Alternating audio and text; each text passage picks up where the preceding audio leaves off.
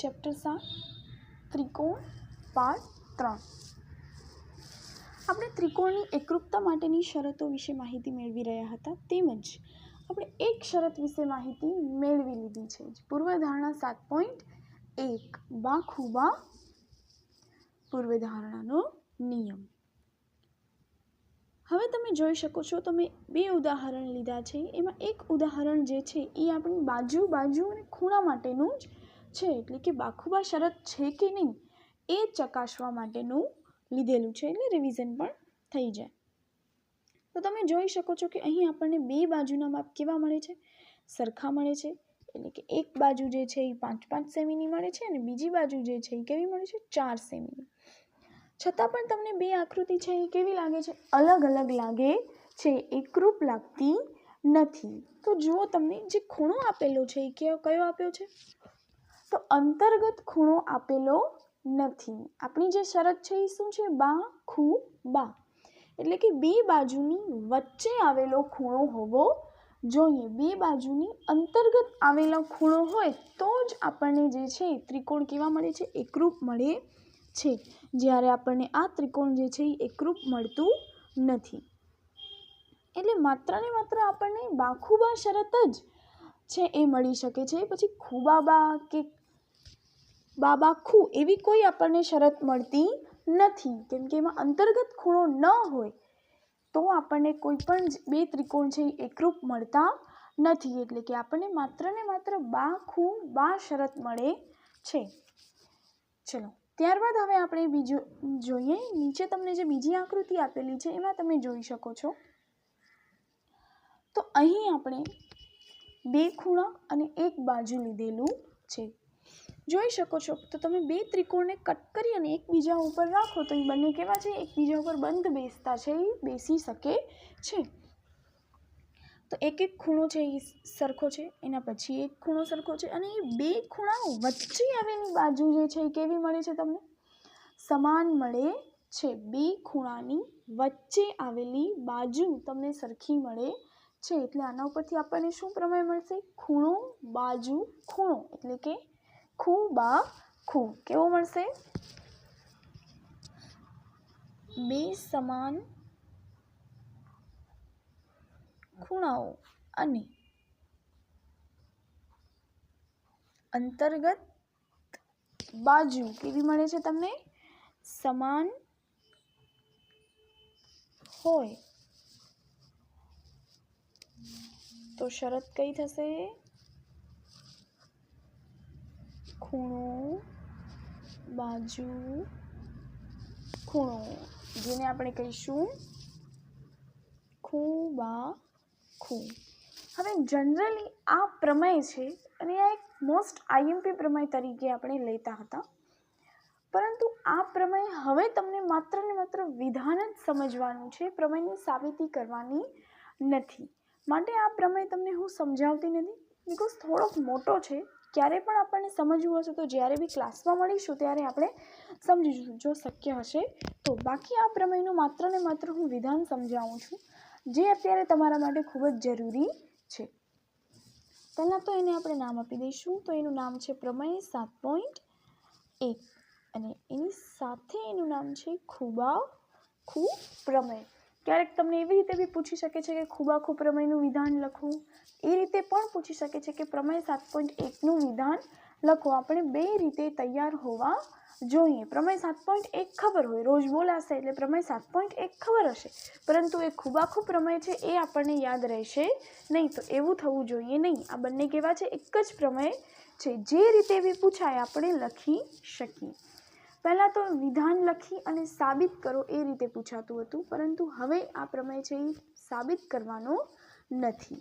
તો ચલો કે આપણને કેટલા ત્રિકોણ આપેલા હોય છે હંમેશા બે ત્રિકોણની વાત કરવાની હોય છે તો એક ત્રિકોણ ઉપરથી આપણે બીજા ત્રિકોણની વાત કરીએ છીએ તો કઈ રીતે થશે કે જો એક ત્રિકોણના બે ખૂણા અને અંતર્ગત બાજુ અનુક્રમે બીજા ત્રિકોણના બંને ખૂણા બંને કેવા તો અનુરૂપ ખૂણા અને અંતર્ગત બાજુ સમાન હોય તો આ બે ત્રિકોણ એકરૂપ છે। જેવી આપણી પૂર્વધારણા 7.1નું વિધાન છે એવું ને એવું જ વિધાન છે બસ જે માઇનર ચેન્જીસ છે એ ધ્યાન રાખવાના છે કે ત્યાં અંતર્ગત ખૂણો હતો, અહીં અંતર્ગત બાજુ છે.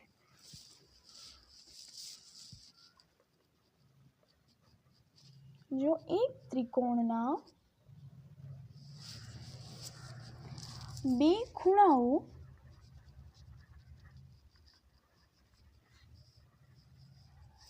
અને અંતર્ગત બાજુ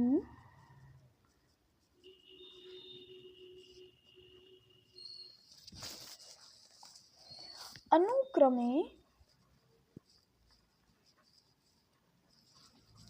બીજા ત્રિકોણના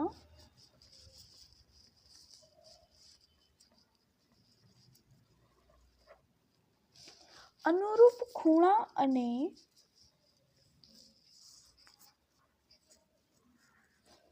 અંતર્ગત બાજુ સમાન હોય, અંતર્ગત બાજુને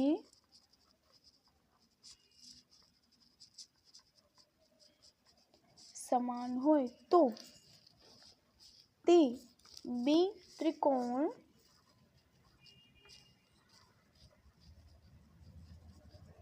એકરૂપ છે. એટલે કે આજે આપણે એક નવી શરત શીખ્યા, એની સાથે સાથે નવો પ્રમેય પણ શીખી ગયા. બંને વસ્તુ કેવું છે? એક જ છે. આપણે જેટલા પણ વિધાન શીખીએ છીએ બધા જ વિધાન તમારે અલગ લખવાના રહેશે અને એ હોમવર્કમાં હું રોજ આપીશ. તમે જેટલા વિધાન શીખ્યા છો એટલા તો લખવાના, એની સાથે જે આજે નવો શીખ્યો હોય તે, એટલે એ બધું જ હોમવર્ક છે એ કરવાનું રહેશે. ચલો હવે એના પછી નેક્સ્ટ આવે છે ખૂ ખૂ બા. મતલબ કે હવે આ અહીં આપણને બાજુ કેવી આપી છે? અંતર્ગત બાજુ આપેલી છે કે જો અંતર્ગત બાજુ ન હોય તો, જો અંતર્ગત બાજુ ન હોય તો આપણે શું કહી શકીએ? જોઈએ પણ. હવે આપણે એ ચર્ચા કરીએ કે જો ત્રિકોણના તમને બે ખૂણાના માપ સમાન આપેલા છે, ત્રિકોણના બે ખૂણાના માપ સમાન આપેલા છે અને તમને કોઈ પણ એક બાજુ જે છે એ સમાન આપેલી છે, કોઈ પણ એક બાજુનું માપ તમને સમાન આપેલું છે, પછી એ અંતર્ગત બાજુ હોય એવું જરૂરી નથી. એ અંતર્ગત બાજુ હોય એવું જરૂરી નથી. તો આપણે આ બે ત્રિકોણ વિશે શું વાત કરી શકીએ? તમને માત્ર ને માત્ર ત્રિકોણના બે ખૂણાના માપ આપેલા છે અને કોઈ પણ એક બાજુ આપેલી છે, જરૂરી નથી કે એની અંતર્ગત બાજુ જ હોય. તો આપણને એક વસ્તુ ખબર છે કે ત્રિકોણના ત્રણેય ખૂણાના માપનો સરવાળો 180 થાય. આપણે એક જોઈએ આજ ઉદાહરણ.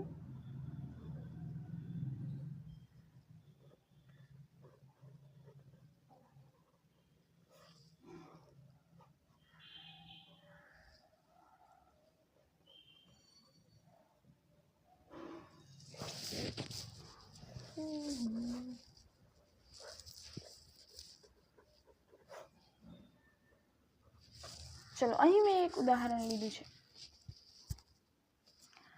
હવે અહીં જે ઉદાહરણ લીધું છે કેવું લીધું છે કે ત્રિકોણના બે ખૂણા તો સમાન છે, એની સાથે એની કોઈ પણ એક બાજુ સમાન છે જે એની અંતર્ગત બાજુ નથી, જે એની અંતર્ગત બાજુ નથી. હવે આપણને ખ્યાલ છે કે ત્રિકોણના ત્રણેય ખૂણાનો સરવાળો કેટલો થાય? 180. જો આપણી પાસે બે ત્રિકોણના ખૂણાના માપ હોય તો આપણે ત્રીજા ત્રિકોણનું માપ છે એ શોધી શકીએ છીએ. નોર્મલી આપણે એને શોધી શકીએ છીએ. એટલે કે બે સમાન ત્રિકોણના માપ આપણે બાદ કરી દઈશું તો આપણને એ માપ છે એ સમાન મળશે. બરાબર છે. હવે એની સાથે આપણને એક બાજુનું માપ છે એ સરખું આપેલું જ છે. શું કીધું છે? સરખું આપેલું જ છે. એટલે કે એની બાજુનું માપ પણ એક તમને આપી દીધું છે અને એની સાથે એની ત્રિકોણના ત્રણેય ખૂણાના માપના સરવાળા કેવા થાય છે? સરખા થાય છે. એટલે કે ત્રીજી જોડ મળે છે કેવી મળે તમને? જે ખૂણાની ત્રીજી જોડ ઓલવેઝ સમાંતર જ મળશે. રાઈટ. હવે ખૂણાના માપની સમાન છે, મતલબ ને એક બાજુ બી તમને સમાન મળી ગઈ છે, તો તમે આ જોઈને કહી શકો છો કે આ ત્રિકોણ છે કેવું થશે? એકરૂપ ત્રિકોણ થશે. એટલે હવે આપણને આના ઉપરથી એક શરત મળે છે, ખૂ ખૂ બા. કઈ શરત મળે છે? ખૂ ખૂ અને બા.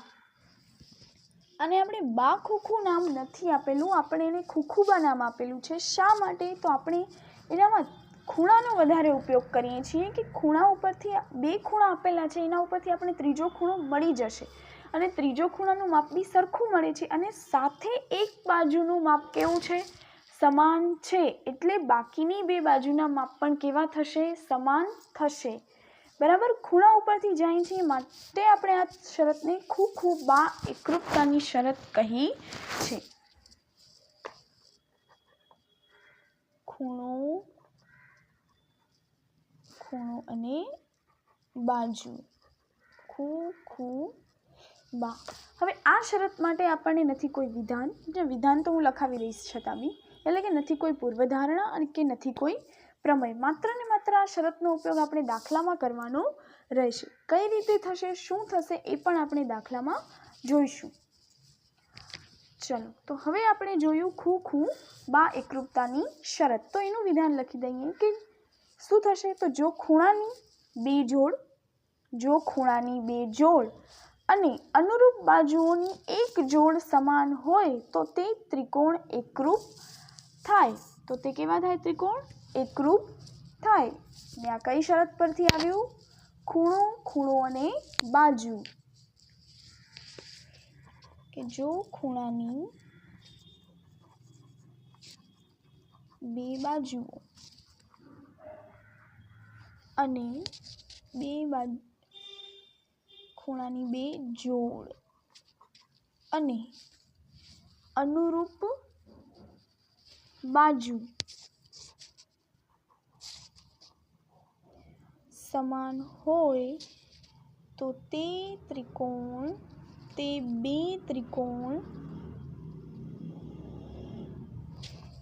એકરૂપ કહેવાય છે અથવા તો એકરૂપ છે. ત્યારબાદ હવે આપણે વાત કરીએ કે ખૂણાના 3 માપ આપેલા હોય, બાજુ એક પણ આપણી પાસે હોય નહીં, તો શું આપણે કહી શકીએ કે ત્રિકોણ જે છે એ એકરૂપ છે કે નથી? તો હું અહીં એક ઉદાહરણ લઉં છું.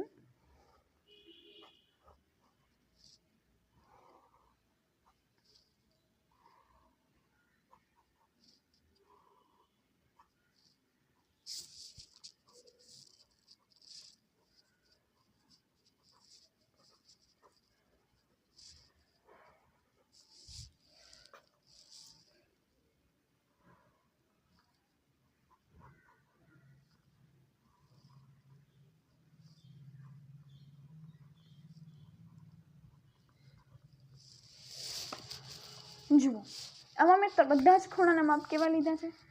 સરખા લીધા છે. બધા જ ખૂણાના મતલબ કે 90 મળે છે, 40 બી મળે છે અને 50 બી મળે છે. ને એવા તમને ડિફરન્ટ 3 ત્રિકોણ મેં બતાવ્યા છે. પણ કોઈ મને કહી શકશે આમાંથી 3 ત્રિકોણની સાઈઝ એકસરખી હોય એવું? નહીં કહી શકે. આ જે છે એ મોટો ત્રિકોણ છે, આ નાનો છે અને આ વચલો આવેલો છે. મતલબ કે એની બાજુઓના માપ છે એ સરખા આપ્યા નથી. માત્ર ને માત્ર શું આપેલું છે? માત્ર ને માત્ર 3 ખૂણાના માપ આપેલા છે. માટે કોઈ એક બાજુનું માપ પણ આપેલું હોય, તમને આ ત્રિકોણની અંદર કોઈ એક બાજુનું માપ પણ સમાન આપેલું હોય તો તમે કહી શકો છો કે 2 ત્રિકોણ એકરૂપ થશે. પરંતુ અહીં આપણને એવું કંઈ આપેલું છે નહીં, માટે આપણે કહી ન શકીએ કે માત્ર ખૂણાના માપ ઉપરથી ત્રિકોણ એકરૂપ છે કે નહીં એ જણાવી શકાય નહીં. બરાબર, આપણે એવું કહી શકીએ કે માત્ર ને માત્ર ખૂણાના માપ છે એ એકરૂપ બતાવવા માટે પૂરતા નથી. એટલે આપણે અત્યારે જે શરતો શીખ્યા એમાંથી પહેલી શરત આપણે શીખી બાખુબા, ત્યારબાદ આપણે શરત શીખી ખૂબાખૂ અને ત્યારબાદ જે ત્રીજી શરત શીખીએ છીએ ખૂખૂ બા.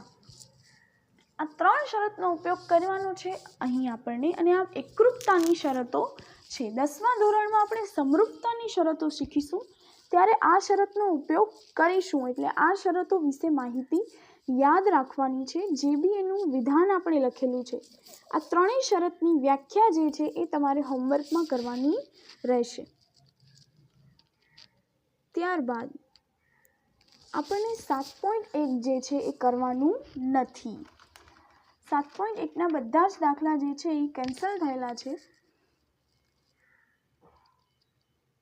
તો આપણે ત્રિકોણના કેટલાક ગુણધર્મો વિશે માહિતી મેળવવાની છે, જે આપણે નેક્સ્ટ લેક્ચરમાં મેળવીશું. Thank you.